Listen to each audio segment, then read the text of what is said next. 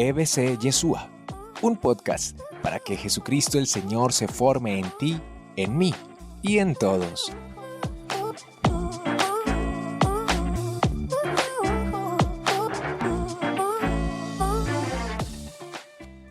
Primer punto de reflexión de esta palabra y de la instrucción que el Señor nos regala.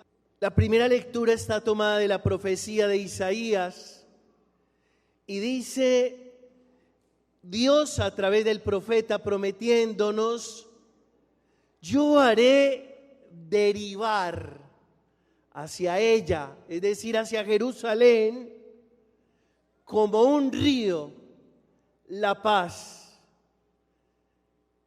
Cuida de tu paz. Es cierto, hermanos, que estamos en tiempos de guerra y no somos ajenos al dolor, al sufrimiento, al drama, a la tragedia de los países en guerra. No lo somos y seguimos orando insistentemente por la paz de las naciones en conflicto.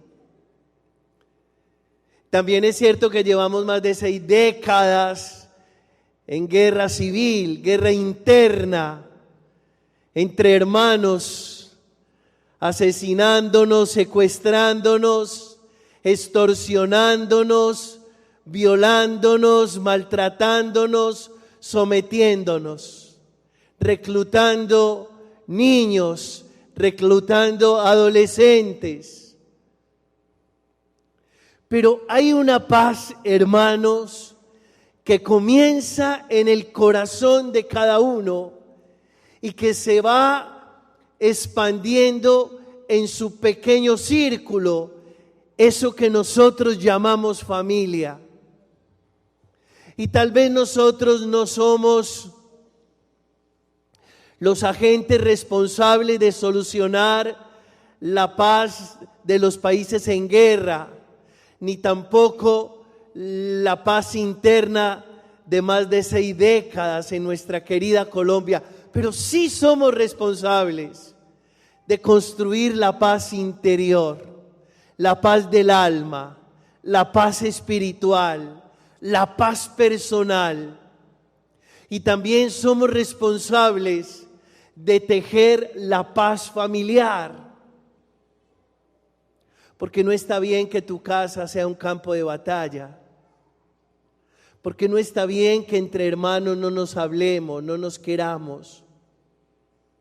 Porque no está bien que un hijo haya dejado de hablarle a su papá hace más de 2 años o 3 años. Porque no está bien asustar a los de casa tirando la puerta, o manoteando la mesa, o gritando, humillando y violentando a los demás. Esa sí es nuestra tarea y es nuestra responsabilidad. Y ese es nuestro compromiso. Yo quisiera dejar grabado en el corazón de ustedes esta frase, quisiera dejar grabada esta frase en el corazón de ustedes. Es mejor tener la paz que tener la razón. ¿Qué dije? Es mejor. Yo sé que muchos de nuestros conflictos, de nuestras desavenencias, de nuestras guerras domésticas, nacen precisamente de querer tener la razón. Y la verdad, hermanos, es que si alguien está peleando por la razón, démosle la razón y digámosle: te damos la razón, y nos quedamos ¿con qué? Con la paz. Te doy la razón, y si necesitas, si estás tan necesitado de la razón, te la doy, pero me quedo con la paz. Tal vez el tiempo se encargará de poner todo en su lugar. Tal vez el tiempo se encargue. Y si el tiempo no se encarga de poner todo en su lugar, en la eternidad nos daremos cuenta quién tenía la razón. Mientras tanto, quédate con ella, que yo me quedo. Segundo punto de reflexión Lo tomo del Salmo 65. El último párrafo de este salmo dice: los que temen a Dios, vengan a escuchar. Esta historia tal vez algunos de los que ya me han escuchado muchas veces la conocen, pero yo quiero entregársela a los que tal vez por primera vez escuchan esto. Un joven me dijo alguna vez: padre, yo tengo todo lo que quisiera tener cualquier joven del mundo. Tengo una familia bonita, lo reconozco.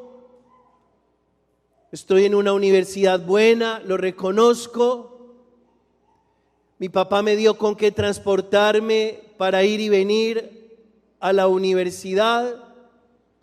Tengo una novia que me la envidian mis amigos. Soy saludable. Pero hay algo dentro de mí que no está bien. Hay algo dentro de mí que yo siento que es como un yo-yo que sube y baja.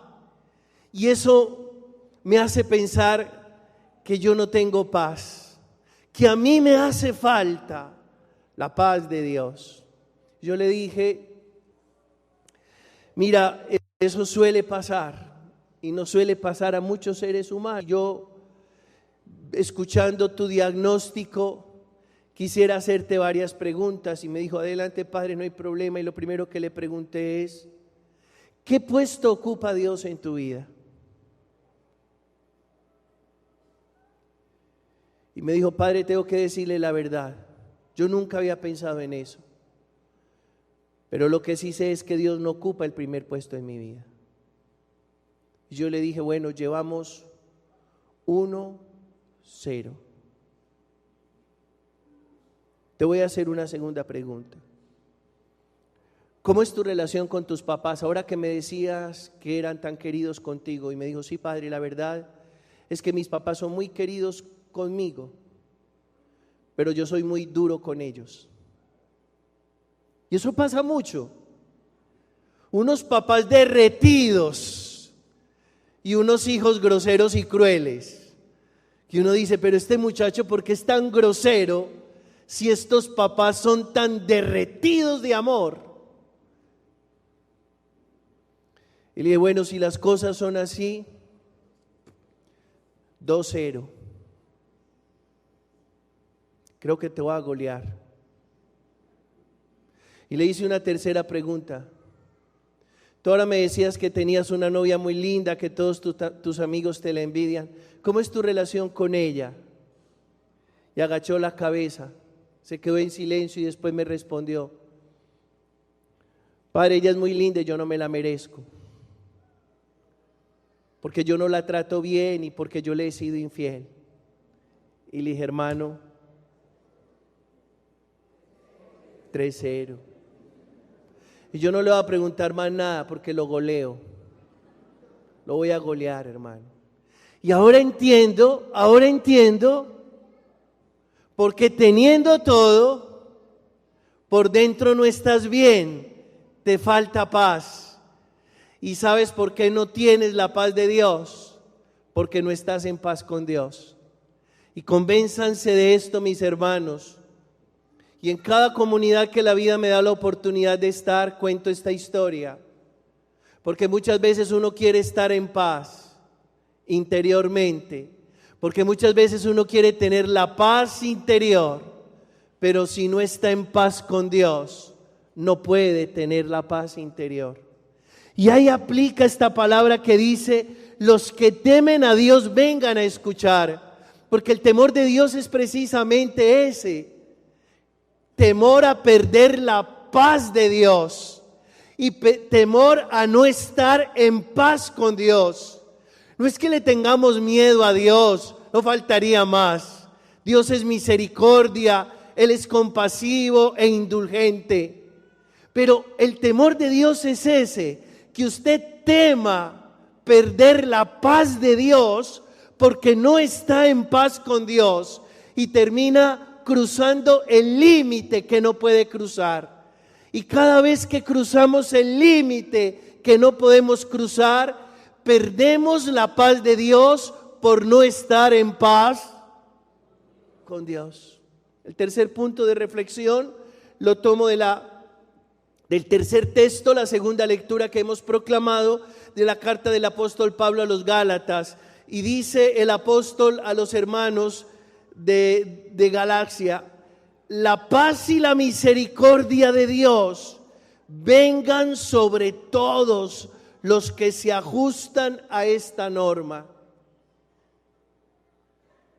La paz y la misericordia. Y yo me atrevo a decir que la paz y la misericordia se convierten en un binomio y no se puede separar.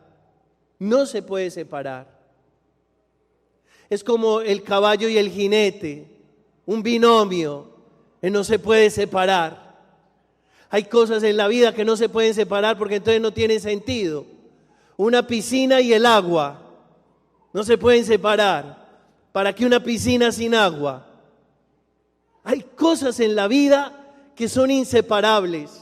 En nombre de la palabra de Dios, de la carta a los Gálatas, que la misericordia y la paz no se pueden separar. ¿Por qué? Porque cuando somos misericordiosos, en nuestro corazón hay paz. La misericordia produce paz. Cuando usted está señalando, juzgando, atacando, condenando a alguien, pierde la paz. Porque además cuando usted ataca a alguien, se ataca a sí mismo. Porque cuando usted condena a alguien, se condena a sí mismo. Porque cuando usted acusa a alguien, se acusa a sí mismo. Porque cuando usted juzga a alguien, se juzga a sí mismo. Porque la lengua es el azote de lo que ya sabemos. Yo me voy a volver muy educado. El que escupe para arriba, claro, y después de haber juzgado a alguien, tú te encuentras envuelto en esa misma situación que juzgaste, y eso no te da paz. Pero si tú eres misericordioso, tu corazón se llena de paz. Cuarto punto de reflexión. La tomo del Evangelio y para mí es de los textos que más paz me producen a pesar de mis pesares. Y dice el texto: después de enviar a los 72, Jesús le dice a los enviados: la mies es abundante y los obreros pocos. Rogad al dueño de la mies que mande obreros a trabajar. Y a mí me parece que eso es muy pacificador. ¿Saben por qué? Porque me doy cuenta que el dueño no soy yo. Y cuando nos damos cuenta que no somos los dueños, eso nos tiene que dar paz. ¿Qué tal que yo fuera el dueño de esto? ¿Qué tal que mi responsabilidad fuera salvarte? O sea, no es mi responsabilidad, es la responsabilidad ¿de quién? Del dueño. ¿Y quién es el dueño? Imagínese yo, responsable de la salvación de Mauro, que ustedes no lo conocen. O yo responsable de la salvación de Albita, ustedes no la conocen. ¿Y saben por qué me da mucha paz esto? Porque el Señor me enseña que el dueño es Él. Y dice el texto: rogad al dueño de la mies que mande obreros a trabajar a su mies. ¿Quién está más preocupado, el dueño o el empleado? ¿Quién? ¿El dueño? ¿Quién tiene que llegar primero a la empresa e irse de último? ¿El dueño o el empleado? El dueño. Y saben que me da mucha paz saber que tenemos dueño y que la tarea la hace Él a través de nosotros. Pero el único responsable de nuestra vida, ¿quién es? Diga Dios. Dios. No somos los dueños. Somos administradores, somos obreros, somos trabajadores. Y eso nos tiene que dar mucha paz, porque la obra la hace ¿quién? Dale la gloria a Él. Muy fuerte, muy fuerte.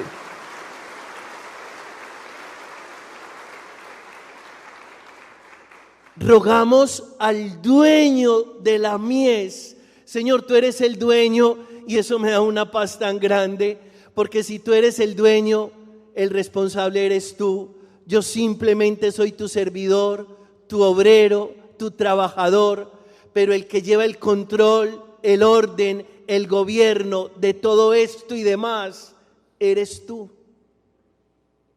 Comiéncese a preocupar cuando usted se crea el dueño. Preocúpese. Por eso todo el que se cree dueño vive demasiado preocupado. Pero cuando uno sabe que simplemente es un obrero y que el que lleva el control de nuestra vida es el Señor, viene al corazón una profunda paz. Quinto punto de reflexión. Jesús le dice, lo tomo también del Evangelio, y Jesús le dice a los discípulos: los envío como corderos en medio de lobos. Me gusta mucho porque Jesús no es un vendedor de ilusiones, ni tampoco nos pinta pajaritos en el aire, no. Qué pereza que nosotros tuviéramos un maestro que nos vendiera ilusiones o nos pintara pajaritos en el aire. No, nosotros tenemos un maestro muy realista. Jesús es muy realista y le dice a los que envía: los envío como corderos en medio de lobos. Es decir, están advertidos, no va a ser nada fácil. Ustedes son corderos en medio de lobos. Y cuando yo escucho el Evangelio que dice corderos en medio de lobos, yo digo paz en medio de la tormenta. Diga, paz en medio de la tormenta. Eso somos. Corderos en medio de lobos es paz en medio de la tormenta. Así que la paz que el Señor nos da no es una paz sin problemas, es una paz que es capaz de trascender los problemas, de trascender los lobos. O sea, hay una paz que Dios regala que no te quita los lobos, no te quita las persecuciones, no te quita las presiones, no te quita las decepciones, no te quita las amenazas, pero es una paz que está ahí. Corderos en medio de lobos significa paz en medio de la tormenta, porque la paz no es ausencia de lobos. La paz de nosotros los cristianos es construida en medio de los lobos. Qué rico que uno pudiera decir: en el nombre del Señor estoy en paz, así me estén rodeando lobos feroces que se quieran quedar conmigo y que me quieran despedazar. En el nombre del Señor estoy en paz, más allá de las amenazas, presiones, dificultades y persecuciones, porque esa paz no me la da el mundo, porque esa paz me la da el Señor. Alabado sea Dios por eso.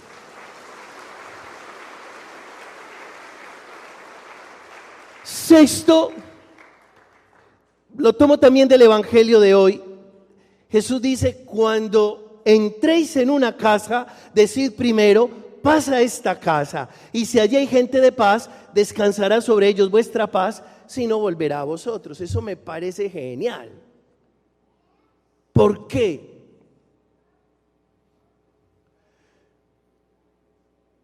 Usted da.